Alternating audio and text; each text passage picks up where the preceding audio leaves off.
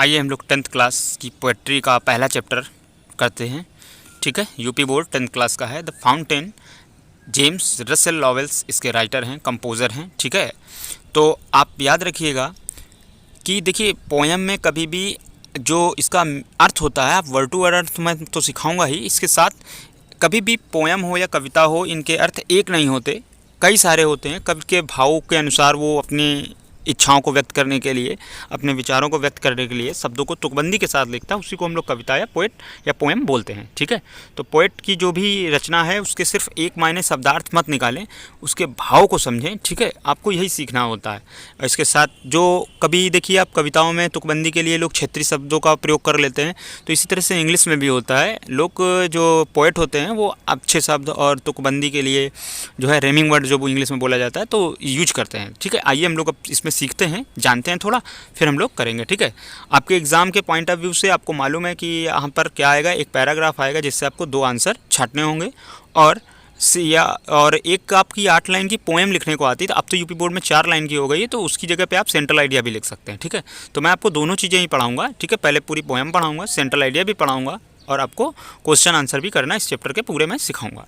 तो पहले वीडियो में मैं आपको इसके विषय में जानकारी दे देता हूँ। पहले देखिए कि पोएट के विषय में थोड़ा जान लीजिए। जो जेम्स रसेल्स थे वो थे क्या, तो वो एक जो थे एक अमेरिकन पोएट थे। ठीक है, और जो है ये आप थोड़ी सी इन्फॉर्मेशन देखिए इसमें है, लेकिन इसमें लिखा नहीं कहीं अमेरिकन है, लेकिन जानकारी याद रखिएगा अमेरिकन थे। ठीक है, ये डेमोक्रेसी को ज़्यादा लव करते थे और चाहते थे कि देश में अच्छा रहे डेमोक्रेसी, और ये 1819 से 1891 के बीच में इनकी लाइफ रही है। ठीक है, और ये फेमस राइटर थे वर्ल्ड के, और इन्होंने एक लिखा था जिसके लिए पूरे विश्व में उनकी ये कृति है, आ ईयर ऑफ लाइफ, है ना, एंड पोएम्स। ठीक है, ये नेचर के प्रति बहुत अट्रैक्ट थे, तो ये आप थोड़ी सी जानकारी है। ठीक है, आइए थोड़ा सेंट्रल आइडिया को क्लियर कर लेते हैं। ठीक है, तो आपको याद भी आसानी से हो जाएगा और आप थोड़ी स्टोरी के विषय में जान भी जाएंगे कि इनकी पोएम में क्या लिखा हुआ है। ठीक है, इनकी फीलिंग्स भी समझेंगे। देखिए पहला है the fountain is very inspiring poem. तो जो फाउंटेन माने क्या होता है, फव्वारा होता है। फव्वारा आपने देखा होगा ना कहीं पर मैदान में, या आपने जो पार्क वगैरह घूमने जाते हैं तो वहाँ पर देखा होगा। तो the fountain is a very inspiring poem. ठीक है, फाउंटेन जो है, देखिए कामा लगा, इसका मतलब ये एक शीर्षक है, कोई हम उसकी बात कर रहे हैं, ये एक सेंटेंस का पार्ट नहीं है। ठीक है, the fountain is a very inspiring poem. ठीक है, प्रेरणादायक कविता है। The poet describe the fountain in 3 different aspects. तो अब एस्पेक्ट्स का मतलब होता है पहलू, क्या होता है। ठीक है, पहलू या संदर्भ या एक कोई जिसके विषय में बात करनी हो, तो द पोएट डिस्क्राइब्स यानी वर्णन करते हैं द फाउंटेन्स यानी फाउंटेन का इन 3 डिफरेंट एस्पेक्ट्स, 3 विभिन्न पहलुओं पर। इन द सनशाइन यानी इस चमक में, सूर्य की चमक में, it is bright and upward. तो इट इज़ ब्राइट वो क्या होता है, चमकदार दिखता है ना, बहुत चमकीला होता है। And upward leaping and glittering, वो ऊपर की तरफ लीपिंग यानी उछलता और कूदता रहता है। ठीक है, ग्लिटरिंग शानदार, खुशी के साथ रहता है, शानदार दिखता है। फिर इन द मून लाइट यानी चंद्रमा की रोशनी में, ठीक है, चांदनी रात में कह दो या चंद्रमा की रोशनी में कह दो, इट अपीयर्स स्नोवी, वो कैसा, बर्फ़ जैसा दिखता है, स्नोवी सफ़ेद, स्नोवी वाइट यानी बर्फ़ जैसा सफ़ेद। And Suez rhythmically like flower. And Suez का मतलब होता है, इसको स्वेज पढ़ते, स्वे पढ़ते हैं सिर्फ, स्वा या स्वे।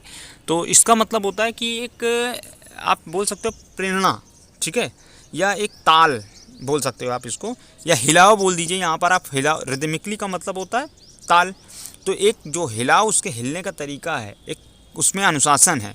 ठीक है, उसके विषय में जिक्र किया जा रहा है। तो स्वेज रिदमिकली लाइक फ्लावर, वो फूल की तरह एक नियमित अनुशासन के साथ हिलता है, एक निश्चित ताल में। ठीक है, फ्लावर वेन, जब, वेंट्स रसेस, जब हवा उसको छूकर निकलती है या उसको टकराती है, उसको हिलाती है हवा जब चलती है। ठीक है, under the straight it rise and falls like. तो देखिए अंडर द स्टार लाइट, कहाँ, अंडर द स्टार लाइट यानी तारों की प्रकाश में, इट राइज उठता है, एंड फॉल्स गिरता है, लाइक स्प्रे यानी एक फव्वारे की तरह। ठीक है, स्प्रे तो आपने देखा होगा ना, जो बाल काटने में बार बार लोग यूज करते हैं। ठीक है, तो all the time it is cheerful and lovely, all the time, हर समय, इट इज़ चेयरफुल, ये बहुत ही प्रसन्नचित्त दिखता है, एंड लवली, प्यारा भी दिखता है, ठीक है, लिवली, ठीक है, याद रखिएगा। इसके बाद है all the time it seems to be the aspiring higher and higher. All the time यानी हर समय, इट सीम्स ये प्रतीत होता है, टू बी एस्पायरिंग हायर ऊपर की ओर चढ़ता हुआ, ठीक है, टू बी यानी होना, जैसे चढ़ रहा हो, एस्पायरिंग माने ऊपर की ओर चढ़ना, हायर माने ऊंचाई पर, एंड हायर और ऊंचाई पर, ये ऊंचाई और ऊंचाइयों को छूते होने की जो है जैसा प्रतीत हो रहा है कि और ऊपर बढ़ना चाहता है। द पोइट विशेष इच्छा रखता है कवि क्या, टू लर्न सीखने का, दीज क्वालिटीज़ ये गुणों को, ऑफ द फ्रेशनेस ताजगी का, चेंज फिटनेस अपनी इस फिटनेस को बदलने का, ठीक है, स्वास्थ्य क्या, आप यहाँ स्वास्थ्य तो शरीर के लिए इस्तेमाल किया जाता है, फिटनेस का मतलब एक तंदुरुस्त और सही सेहत, मानसिक रूप से स्वस्थ एक समझ के लिए, ठीक है, and constituency and the aspiring from the fountain, constituency यानी एकाग्रता, एंड एस्पायरिंग फ्रॉम यानी चढ़ने की, ठीक है, द फाउंटेन से, ये उसकी इच्छा है कि ये सब चीज़ सीखनी चाहिए, ठीक है। ये आप सेंट्रल आइडिया है, इसे 2-3 बार आप पढ़िए, मैंने आपको अर्थ बता दिया, आपको निश्चित याद हो जाएगा, इसको दोहराइएगा। अब समय का अभाव है इसलिए मैं आपको आगे पोएम पढ़ाता हूँ, ठीक है। आइए पोएम करते हैं। फिर इनटू द सनशाइन, क्या है, इनटू द सनशाइन यानी कि सूर्य की रोशनी में, फुल ऑफ द लाइट, ठीक है, into the sunshine full of the light यानी पूरा चमकदार दिखता है, लीपिंग एंड फ्लैशिंग उठता है और गिरता है, from morn till night, from यानी सुबह से, फ्रॉम यानी से, फ्रॉम मॉर्न माने सुबह बिल्कुल भोर, टिल नाइट रात तक, ठीक है, into the sunshine full of the light, leaping and flashing from morn till night, ठीक है, बिल्कुल सिंपल सा वर्ड टू वर्ड है। देखिए कवि उसका वर्णन कर रहा है, लेकिन वो भाव ये देना चाहता है कि देखिए दिन में होता है, रात में होता है, वो एक जैसा लगातार मेहनत करता रहता है और कभी नहीं थकता, मुस्कुराता रहता है, चमकदार दिखाई देता है। इसी तरह से इंसानों को भी चाहे जितनी परेशानियाँ और कठिनाइयाँ हों, एक जैसा ही हर समय दिखना चाहिए, ठीक है, और प्रसन्नचित्त ही रहना चाहिए और सामना करना चाहिए, अपने काम के प्रति एकाग्र रहना चाहिए। फिर अगला दूसरा पैराग्राफ देखते हैं हम लोग, तीसरी लाइनें स्टेंजा देखते हैं, क्या है, इनटू द मूनलाइट यानी कि चांदनी रात में, वाइटर देन स्नो, वाइटर देखिए ई आर और देन मैं आपको बता चुका हूँ, कंपैरेटिव डिग्री में यूज करते हैं हम लोग हैं, वाइटर देन स्नो यानी बर्फ़ से भी अधिक सफ़ेद दिखता है, वेविंग सो फ्लावर लाइक, किस तरीके से हिलता है, वेविंग यानी हिलना, सो फ्लावर लाइक जैसे कि एक फूल हिलता है, वेन जब वेंट्स ब्लो जब हवाएं चलती हैं, हवाओं के चलने पर जैसे फूल हिलता है उसी तरह ये भी हिलता है। जब हवा चलती होगी तो आपने देखा होगा फव्वारे इधर उधर हिलते हैं ना, ठीक है, वो बोल रहे हैं वो, into the moonlight whiter than snow waving so flower like when the winds blow. फिर अगला है into the straight rushing in spray happy and midnight happy by day, into the star light, ठीक है, गलत बोल देता हूँ मैं, स्टार लाइट यानी तारों की जो है चमक में, कब किसमें, तारों की चमक में, रसिंग इन स्प्रे, रसिंग माने क्या होता है, ये आप बोल सकते हो कि जिसे फेंकते हुए, ठीक है ना, फेंकना एक तरीके से बाहर की तरफ झटके मारते हुए, रसिंग इन स्प्रे यानी इस एक फव्वारे से जैसे बाहर निकलते हैं ऐसा लगता है, हैप्पी यानी प्रसन्नचित्त, at midnight happy by day पूरे दिन प्रसन्न रहता है और पूरे अर्धरात्रि पर भी प्रसन्न दिखाई देता है या प्रतीत होता है, ठीक है।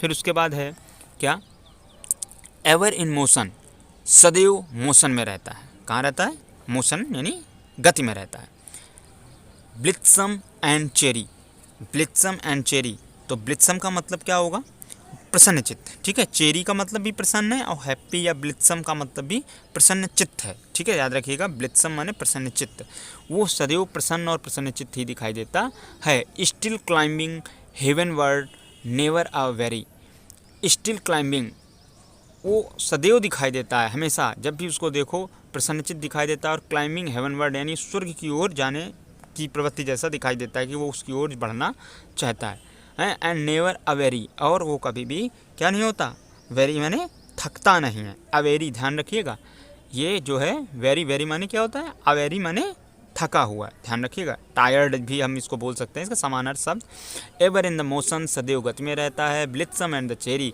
प्रसन्न चित्त और प्रसन्न भी रहता है। स्टिल क्लाइंबिंग, प्रसन्नता के साथ ही वो चढ़ता भी रहता है। हेवन वर्ड यानी स्वर्ग की ओर यानी ऊपर की ओर। और नेवर वेरी, और कभी भी थकता नहीं है, ठीक है। फिर उसके बाद है अगला, हम लोग करते हैं क्या है पैराग्राफ में, आगे के पैराग्राफ में हम लोग करते हैं glad of all weathers still seeming best upward और downward motion thy rest. Glad of, तो ग्लैड का मतलब क्या होता है, पहले मीनिंग ज़रूर देखिए आप, वर्ड अगर आपको आते हैं तो आप समझ जाएंगे। ग्लैड माने क्या होता है, प्रसन्न, ठीक है। और वेदर्स, वेदर्स आप समझते हो, मौसम है ना। इसके बाद सीमिंग यानी दिखाई देता है, ठीक है। तो क्या हो गया, ग्लैड ऑफ ऑल वेदर्स यानी कि वो हर मौसम में प्रसन्न दिखाई देता है।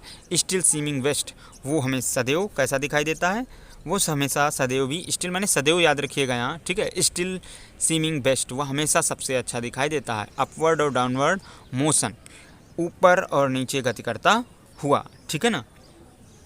उसके बाद अगर देखें मोशन, दाई, दाई THY, दाई, दाई का मतलब क्या होता है, दे से तू करके भी एक वर्ड मान सकते हो आप, ठीक है। जैसे हम लोग को देसी लैंग्वेज में बोल दिया जाता है, अपवर्ड और डाउनवर्ड मोशन दाई रेस्ट।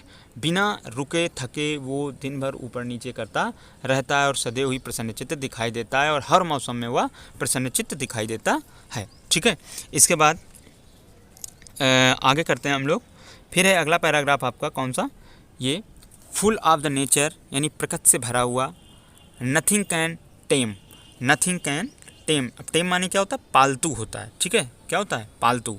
तो फुल ऑफ द नेचर यानी प्रकृति से भरा हुआ। नथिंग कैन टेम, वो किसी का पालतू यानी किसी का किसी के देखिए अनुशासन का मतलब दूसरे के साथ तो होता, आपने जोड़े उसको कि अनुशासन में तो यानी दूसरे की बात का पालन कर रहा है, वो अनुशासन का मतलब होता है आप स्वयं भी तो अनुशासित हो सकते हैं।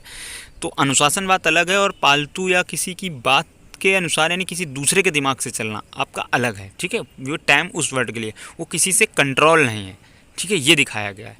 वो जैसे चाहे वैसा करता है, प्रसन्नचित्त रहने के लिए वो जो चाहता है वो करता है, ठीक है। नथिंग कैन टेम, वो पालतू नहीं है। Change every moment ever the same, change every moment, वो हर क्षण बदलता रहता है। एवर द सेम, सदैव एक ही जैसा, ठीक है। चेंज एवरी मोमेंट, जो भी उसका परिवर्तन होता है वो किसी के द्वारा नियंत्रण नहीं है, पालतू नहीं है, वो हमेशा अपने हिसाब से बदलता है और वो एक जैसा ही रहता है। ऊपर उसको चढ़ना है, नीचे गिरना है, प्रसन्नचित्त रहना है, चमकना है, ठीक है, सूर्य की रोशनी में, और उसको बर्फ़ जैसे सफ़ेद दिखना है मूनलाइट में, तो दिखना है उसको, ठीक है। ये चीज़ वो बताना चाहते हैं। फिर आगे है आपका चीज़लेस एस्पायरिंग। चीज़लेस एस्पायरिंग का मतलब क्या हो गया, ठीक है। या चीज़ नहीं बोलते, सीज़ बोलते हैं, ध्यान रखिएगा, ठीक है। सी जो है सीज़ बोलते हैं इसको।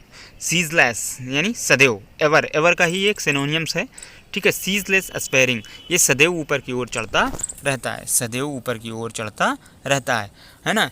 सीज़लेस कंटेंट, सीज़लेस कंटेंट का मतलब क्या हो गया, देखिए कंटेंट का मतलब संतुष्ट रहता है। सेटिस्फाइड की सिनोनियम से, ध्यान रखिएगा, कंटेंट, ठीक है। तो क्या हो गया, इसका मतलब क्या हुआ, सीजलेस कंटेंट्स, वह सदैव क्या रहता है, जो है संतुष्ट रहता है। डार्कनेस और सनशाइन यानी अंधेरे से और सनशाइन यानी चमक से। दाई एलिमेंट, दाई एलिमेंट यानी क्या हो गया, एलिमेंट माने जो, वैसे तो एलिमेंट माने हम लोग तत्व पढ़ते हैं, ठीक है, साइंस में, लेकिन यहाँ एलिमेंट का मतलब लिया जाएगा जो आसपास का वातावरण है, परिवेश है, ठीक है। दाई एलिमेंट्स, तुम्हारा जो भी परिवेश है, आप उसमें मतलब वो कभी बात कर रहा है और बताने की कोशिश कर रहा है, क्या है कि सदैव तुम ऊपर चढ़ते रहते हो, तुम सदैव संतुष्ट रहते हो, और तुम सदैव संतुष्ट रहते हो और अपने परिवेश से जो आप तुम्हारे आसपास है, और तुम अंधेले और किसे, जो तुम्हारा आसपास उजेला है, सूर्य की रोशनी है, उससे सदैव संतुष्ट रहते हो, ठीक है। जिस और जो भी वातावरण है तुम्हारे आसपास, दाई एलिमेंट जो भी है, उससे भी तुम संतुष्ट रहते हो, ठीक है। दाई, ध्यान रखिएगा, दे माने वे होता है, उसी का टूटा है तू करके, जैसे हम लोग बोल देते हैं हिंदी में ना, तो एक संवाद जैसा अपने दोस्त से जैसे बोलते हैं, उस तरीके के लिए यूज किया जाता है। इसके बाद ग्लोरियस फाउंटेन। ग्लोरियस फाउंटेन का मतलब क्या हुआ? ग्लोरियस माने क्या होता है? शानदार होता है। क्या होता है? ग्लोरियस माने शानदार। ये स्प्लेंडर गाड़ी सुनी होगी आपने ना, स्प्लेंडर माने भी शानदार ही होता है, ठीक है, उसी का एक समान अर्थ वाला है, सिनोनियम से है। तो स्प्लेंडर, सॉरी ग्लोरियस यानी शानदार, फाउंटेन, ठीक, ये शानदार फव्वारा, let my heart be fresh, let my heart be fresh, ये मेरा क्या कर देता है? हृदय इसको संबोधित करता है और क्या अच्छा कर देता है, ठीक है ना, ताज़ा अनुभव कराता है। तो इसमें देखिए और भी क्या क्या है, इसमें है नीचे दिख नहीं रहा, let my heart be fresh, changeful, constant, upward like thee, ठीक है। ग्लोरियस फाउंटेन, ये शानदार फव्वारा, let my heart be fresh, ये मेरे हृदय को ताज़ा कर देता है, चेंजफुल बदल देता है, कांस्टेंट यानी एकाग्र कर देता है, अपवर्ड लाइक दी, इसकी तरह अपवर्ड यानी ऊंचाइयों पर उठने की प्रेरणा देता है, ठीक है। आप समझ रहे होगे? तो आप देखिए कितना अच्छा वर्णन है, बहुत अच्छे से इन्होंने समझाया, ठीक है। ये जो आपके 8 पैराग्राफ थे पूरे हमने कंप्लीट कर दिए हैं।